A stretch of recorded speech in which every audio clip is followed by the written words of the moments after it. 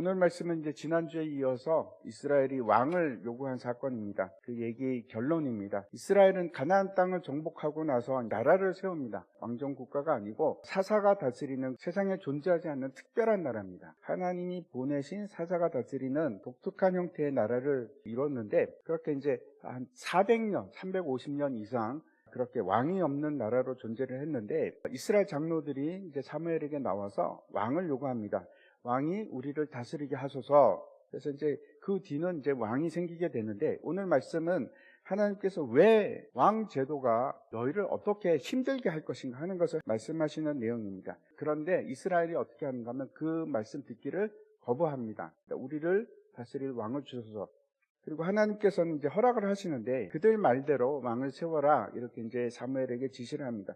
그게 좋지 않다는 것을 알면서 왜 하나님께서는 왕을 허락하셨을까? 사람들은 왜 하나님을 버리고 왕을 요구했을까? 이제 이스라엘이 민족을 이루고 나라를 세운 것은 이제 가나안 땅을 정복할 때입니다. 나라를 이루기 위해서는 세 가지 요소가 필요합니다. 백성이 있어야 되고, 영토가 있어야 되고, 주권이 있어야 됩니다. 이스라엘 백성들이 이집트에 있을 때는 백성은 있었지만 땅도 없고 주권도 없었습니다. 근데 이제 모세가 이스라엘 백성들을 끌고 출애굽을 합니다. 이집트로부터 나왔을 때 어떤 상태가 됩니까? 백성이 있고 주권은 있습니다. 주권이 있는데 뭐가 없습니까? 영토가 없었습니다. 그래서 이제 광야에서 돌아다닐 때는 그때도 나라가 아닙니다. 그리고 나서 가나안 땅을 정복했을 때 그때 비로소 이제 나라가 되는 겁니다. 주권도 있고 영토도 있고 백성도 있고 이 세 가지를 다 가지게 되는데, 주변 이방 나라들은 그 주권자가 누군가? 왕입니다. 그래서 모든 주권과 소유권이 왕에게 있는 나라, 왕정입니다. 사무엘 당시는 어떤 상태인가 하면 이스라엘이 나라는 있는데 왕이 없는 겁니다. 그렇죠? 왕은 없습니다. 주권은 누구에게 있습니까? 하나님이 가지고 계시죠. 이제 신명기 29장 12절부터 이제 보시기 바랍니다. 이제 이 장면은 이스라엘이 가나안 땅에 들어가기 바로 전에 모압 평지에서 다시 모세가 이스라엘 백성들에게 언약을 할 것을 요구합니다. 그래서 언약 갱신을 하는 장면입니다. 13절에 보면 이스라엘 백성이 하나님의 백성이 됩니다. 주권자가 누굽니까? 하나님이죠. 하나님. 왕인 누굽니까? 하나님입니다. 하나님이 이스라엘의 분명하신 왕이시고 주권자이시고 모든 소유권은 하나님께 속한 겁니다. 근데 지금 이스라엘 백성들이 뭐라고 하냐면 우리에게 왕을 달라고 하는 겁니다. 왕이 없다고. 하나님은 이스라엘 백성들이 폐위를 시키는 장면입니다. 당시 미스바 회개운동 때 특별한 전쟁이 있었습니다. 시간이 지나면서 그 대승을 하고 사무엘이 사사로 다스리는 그 은혜가 사라지기 시작합니다. 힘들 때는 정말 간절했는데, 그때는 간절함이 있었는데 등이 따뜻하고 배가 부르니까 하나님의 필요가 사라지기 시작한 겁니다. 은혜가 떨어지기 시작합니다. 세계가 다 내게 속하였나니 너희가 내 말을 잘 듣고 내 언약을 지키면 너희는 모든 민족 중에서 내 소유가 되겠고 너희가 내게 대하여 제사장 나라가 되며 거룩한 백성이 되리라. 너는 이 말을 이스라엘 자손에게 전할지니라. 이스라엘은 세상 나라와 다른 나라입니다. 하나님이 직접 통치하시는 아주 독특한 나라일 뿐만 아니고 하나님과 세상 사이에서 제사장 역할을 해야만 하는 거룩하고 특별한 나라가 되어야만 합니다. 우리도 똑같습니다. 세상이 요구하는 걸 똑같이 요구하지 마십시오.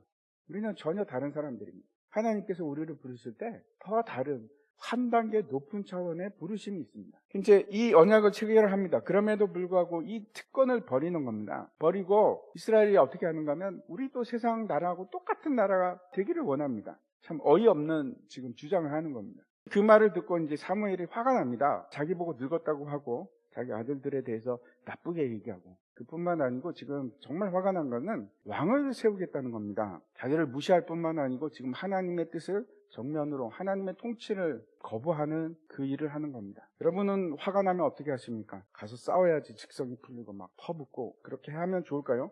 사무엘은 어떻게 했는가 하면 하나님 앞에 가서 기도를 합니다. 하나님 어쩌면 좋습니까? 그게 우리가 해야 될 일입니다. 하나님께 쏟아놓으십시오. 하나님께 얘기하십시오. 다른 데서 해결을 하려고 하지 마십시오. 그래서 하나님께 다 쏟아내고, 그러면 하나님께서 들으십니다. 그 길을 알게 하시고, 우리가 할 수 없는 것을 하나님께서 하십니다. 그게 하나님을 신뢰하는 일입니다. 그때 하나님께서 하신 말씀이 사무엘아, 그들이 너를 버린 것이 아니야.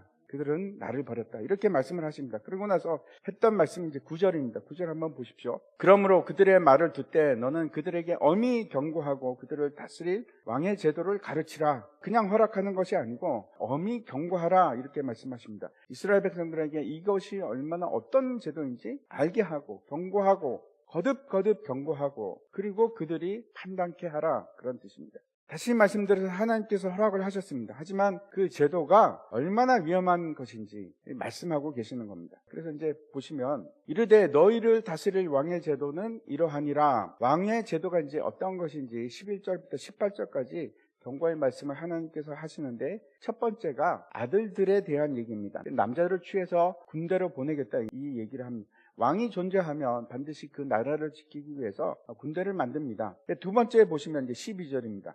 여기 이제 천부장이나 50부장, 중간 관리자들을 얘기하는데 왕정이 제대로 이루어지려면 당연히 중간 관리하는 조직이 만들어져야 됩니다. 근데 문제는 이 사람들 역시 그들도 너희 노동력을 착취할 것이다 이렇게 말씀하는 겁니다. 중간 관리들이 천부장, 백부장, 50부장 이런 사람들이 일을 시키는데 자기들을 위해서 일하게끔 할 것이다 이렇게 경고를 하십니다. 그리고 이제 세 번째 13절 보시면 남자만 부역을 하고 갈취를 하는 것이 아니고 여자들도 마찬가지다. 여자들은 다를 바가 없다.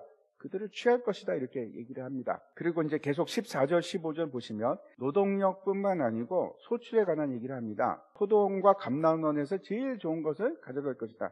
특산품을 가져가는 겁니다. 뿐만 아니고 소산의 11조를 거둘 것이다 이렇게 말씀합니다. 이거는 세금을 말합니다. 지금까지는 이스라엘의 왕도 중앙정부도 없었기 때문에 세금을 걷는 그런 주체가 없습니다. 근데 이제 왕정이 시작이 되면 반드시 그 왕이 너에게 세금을 요구할 것이다. 그리고 이제 여섯 번째, 일곱 번째 또 말씀을 하시는데 15절과 16절입니다. 이 내용들을 보면 이제 짐이 더 커져갑니다. 이제 남녀뿐만 아니고 노비를 차출하고 재산세를 내는 겁니다. 그리고 심지어는 누구를 데리고 갑니까? 아이들, 심지어는 나귀까지 차출해서 일을 시킬 것이다. 뿐만 아니고 양은 이제 가축이 당시 이제 재산이지 않습니까?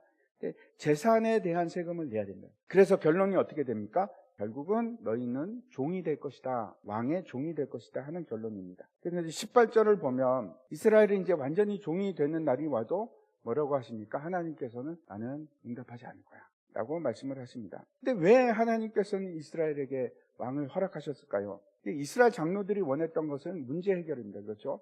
정치적인 문제, 사회적인 문제, 경제적인 문제, 그 문제가 있는데 이스라엘이 제시한 답이 왕입니다. 왕이 있으면 해결이 될 것 같습니다. 다른 나라처럼 우리에게도 왕을 주소서. 앞에서 말씀드렸듯이 사무엘서는 왕에 대한 얘기입니다. 우리에게 왕을 주소서. 그리고 세워진 왕이 누구였습니까? 다윗인데 신명기에 보면 하나님께서 이미 이제 이것에 대해서 예견을 하시고 말씀을 하셨습니다. 신명기 17장 14절에 보면 내가 내 하나님 여호와께서 내게 주시는 땅에 이르러 그 땅을 차지하고 거주할 때에 만일 우리도 우리 주위의 모든 민족들 같이 우리 위에 왕을 세워야겠다는 생각이 나거든. 딱 지금 아닙니까? 너희가 가나안 땅에 들어가 살면은 우리가 왕을 세워야겠다는 생각을 하게 될 거야. 그때 이렇게 하라. 그리고 이제 하나님께서 세 가지를 말씀하십니다. 세 가지를 하지 마라. 그리고 한 가지를 하라. 이렇게 말씀을 하시거든요.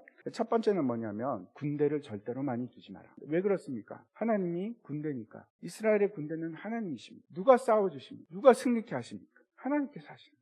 두 번째 많이 두지 말라고 하는 것이 뭔가 하면 아내를 많이 두지 말라. 마음에 미혹되지 말라고. 결국 이걸 지키지 못합니다. 그래서 어떻게 됩니까? 이 아내들을 통해서 이방 신들이 들어옵니다. 이방 여자들과 결혼함으로써. 세 번째는 은과 금을 많이 두지 말라. 요 내용이 딱 오늘 하나님께서 말씀하시는 그 내용들입니다. 그리고 반드시 해야 할 것을 한 가지 말씀하십니다. 네가 자나 서나 율법책을 너희 침대 바로 옆에 둬라. 항상 그것을 읽으라. 그래서 좌우로 순종하고 좌우로 흔들리지 마라. 이게 하나님께서 왕에게 요구하신 겁니다. 근데 그렇게 안 되니까, 그렇게 못하니까 결국 그래서 너희들은 그 왕의 종이 되고 말 것이다 라고 하시는 겁니다. 그럼에도 불구하고 왜 하나님께서는 왕을 허락하셨을까요? 지금 우리가 본 이 7가지 이유를 가르치시기 위해서, 그 실패를 가르치시기 위해서, 너희가 하나님을 왕으로 삼지 않는다면 너희들에게 이런 일이 일어나고 결국 너희는 실패할 것이다 라는 것을 가르치시기 위해서, 이것이 이제 첫 번째 힘입니다. 우리를 변화시키는 힘은 복음에 있습니다.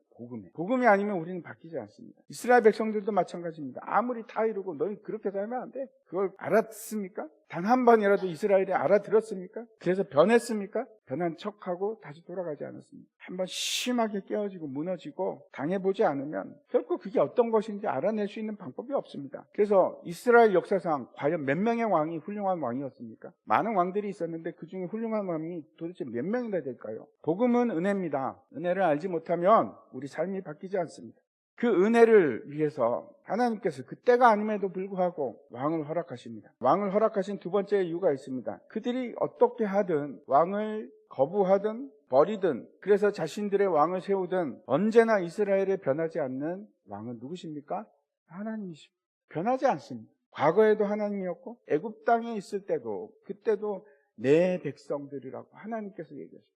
내 백성. 그 백성이 하나님을 떠날 때도 그래서 하나님 버리셨습니까? 그때도 하나님의 백성. 이스라엘이 인정하든 인정하지 않든 이스라엘의 하나님 여호와 하나님이십니다. 만약 이스라엘이 하나님의 말씀대로 순종하고 살았으면 땅에 왕이 필요할까요? 이스라엘에게 왕이 필요할까요? 전혀 필요하지 않습니다. 우리에게는 하늘의 왕이 있습니다. 우리에게 왕이 있습니다. 없는 게 아닙니다. 있습니다. 하나님이 계시고 그분이 과거에도 우리의 하나님이었고 지금도 우리의 하나님이시고 미래에도 우리의 왕이 되십니다. 우리를 통치하십니다. 하나님께서 먹이시고 입히시고 다 케어하시고 인도해서 데리고 가시고 우리가 어떻게 하면 평안과 안정을 얻을 수 있겠습니까? 이 땅에 왕이 있으면 우리가 안정이 있습니까? 우리는 수많은 고통과 어려움이 우리에게 계속해서 옵니다. 예수님께서 마태복음 11장에 이렇게 말씀하십니다. 수고하고 무거운 짐진 자들아 다 내게로 오라. 내가 너희를 쉬게 하리라. 나는 마음이 온유하고 겸손하니 나의 멍에를 메고 내게 배우라. 그리하면 너희 마음이 쉼을 얻으리니 이는 내 멍에는 쉽고 내 짐은 가벼움이라 하시니라. 우리는 모든 문제의 답이 무엇인지 분명히 알고 있습니다. 우리의 문제는 돈이 없고 관계가 틀어지고 그런 것이 문제가 아니고 내가 하나님과의 관계가 멀어지고 나와 하나님과의 문제입니다. 이게 모든 문제의 시작입니다. 하나님과의 관계가 끊어진 것으로부터 모든 고통이 시작이 됩니다. 그래서 답은 아주 간단합니다. 다시 왕에게로 돌아가는 겁니다. 수고하고 무거운 짐진 자들아 다 내게로 와라. 우리에게 수많은 수고가 있지 않습니까? 너무나 무거운 짐이 있죠. 어떻게 하실 겁니까? 답은 하나입니다. 다른 것에서 문제를 해결하지 마시고 왕으로 가는 거예요. 왕에게 그 왕 밑으로 가면 됩니다. 그게 답입니다. 돈 문제가 아니고 사람 문제도 아니고 환경 문제도 아니고 자녀 문제도 아니고 다 문제는 뭐냐면 하나님이 나를 통치하지 않기 때문에 생기는 문제예요.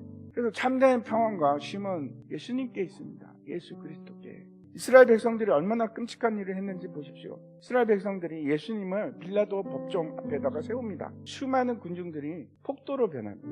십자가에 못 박으소서. 십자가에 못 박으소서. 그를 못 박으소서. 빌라도가 어떻게 하는가 하면 예수님에게 가시관을 씌웁니다. 붉은 옷을 입히고 앞에다가 세웁니다. 목욕을 주는 거죠. 그리고 군중들 앞에서 세우니까 그 군중들이 더 화를 냅니다. 더 크게 외칩니다. 십자가에 못 박으소서. 빌라도가 의아하게 생각합니다. 아니 너 유태인 아니냐? 이 사람 유태인인데 그가 잘못한 것이 없는데 왜? 도대체 이유가 뭐야? 그러면서 군중들에게 묻습니다. 너희가 유대인의 왕을 놓아주기를 원하느냐? 그럼 우리가 어떻게 대답했는지 아십니까? 가이사 외에는 우리에게 왕이 없습니다. 그를 못 박으소서. 이스라엘 백성들이 왕을 거부했습니다. 예수 그리스도를 거부했는데 그 왕이 되는 것을 거부한 겁니다. 쫓아냈습니다. 오늘 본문에서 복음서에서 똑같이 그게 반복돼요. 이제 저와 여러분의 차례입니다. 여러분 어떻게 하시겠습니까? 여러분도 진짜 왕을 거부하시겠습니까? 평안과 쉼이 아니고 종이 되는 것을 택하시겠습니까? 세상의 종이 되기를 원하십니까? 심각하게 고민을 해보십시오. 정말 심각한 문제. 진짜 우리에게 필요한 것이 정책도 아니고 뭐 다른 정치인이 필요한 것도 아니고 문제를 해결하기 위해서 돈이 필요한 것이 아니라 진짜 우리에게 필요한 답은 예수 그리스도입니다. 그분이 우리의 왕이 되면 모든 문제를 해결해 주십니다. 짐을 지어주시고 길을 열어주시고 쉼을 주시게 됩니다. 다시 한번 말씀드립니다. 하나님은 우리를 한 번도 떠난 적이 없습니다. 하나님은 우리를 한 번도 버린 적이 없습니다. 그냥 우리가 쫓아내려고 하는 겁니다. 여러분께서 그리스도를 왕으로 인정하시든 그렇지 않든 그분은 나의 하나님이시고 그리고 우리를 통치하시고 그 왕을 인정하시기 바랍니다.